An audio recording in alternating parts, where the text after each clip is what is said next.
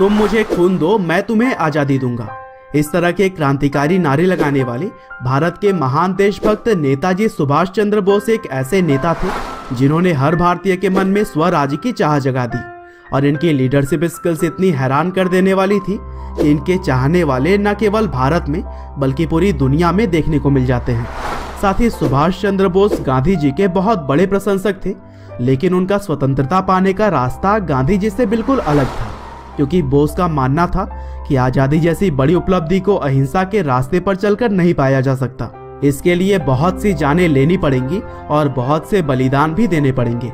और यही वजह है कि अगर आज भी आजादी की बात होती है तो नेताजी का नाम ना आए, ऐसा हो ही नहीं सकता। तो दोस्तों, आज के इस वीडियो में भी हम नेताजी सुभाष चंद्र बोस के जीवन को और भी करीब से जानने की कोशिश करेंगे और यह भी जानेंगे कि कैसे एक समय पर काफी कमजोर इंडियन नेशनल आर्मी को नेताजी ने अपने नेतृत्व में काफी मजबूत बना दिया।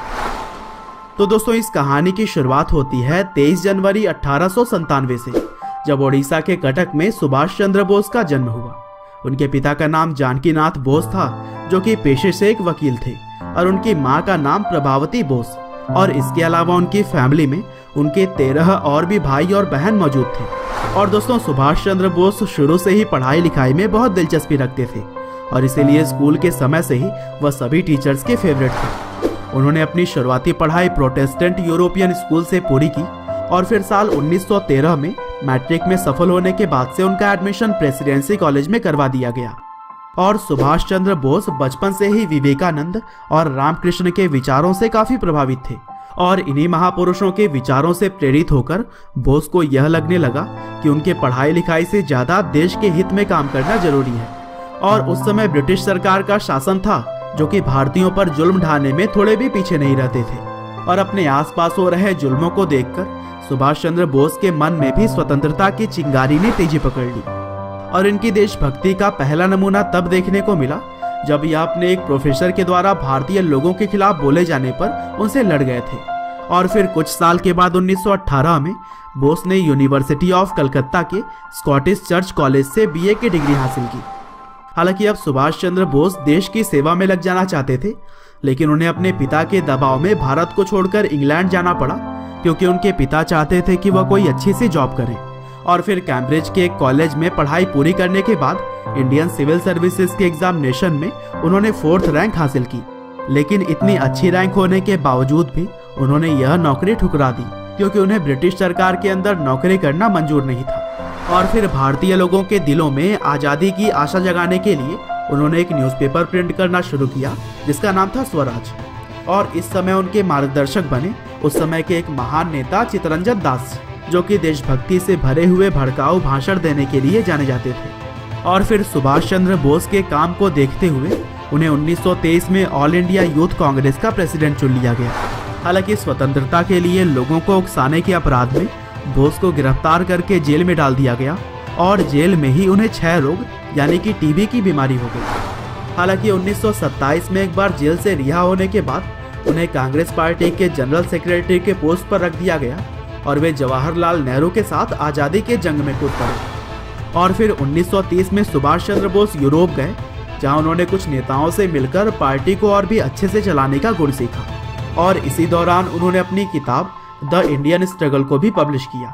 हालांकि लंदन में पब्लिश किए गए इस किताब को ब्रिटिश सरकार ने बैन कर दिया था।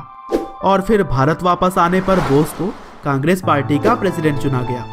हालांकि अहिंसा के रास्ते पर चलकर आजादी पाने की सोच रखने वाले गांधी जी सुभाष चंद्र बोस की हिंसा से भरी नीतियों को पसंद नहीं करते थे। और यह बात जब सुभाष चंद्र बोस को पता लगी, तब उन्होंने कांग्रेस प्रेसिडेंसी से इस्तीफा देना ही ज्यादा सही समझा।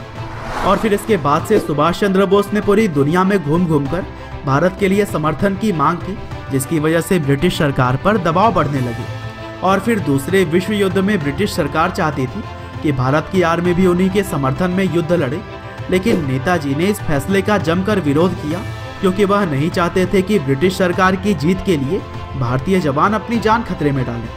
हालांकि यहाँ पर एक बार फिर से नेताजी सुभाष चंद्र बोस को जेल में डाल दिया गया, लेकिन जेल जाकर भी वह चुप नहीं बैठे और वहीं पर भूख हड़ताल की और इसीलिए उन्हें 7वें दिन ही जेल से रिहा कर दिया गया।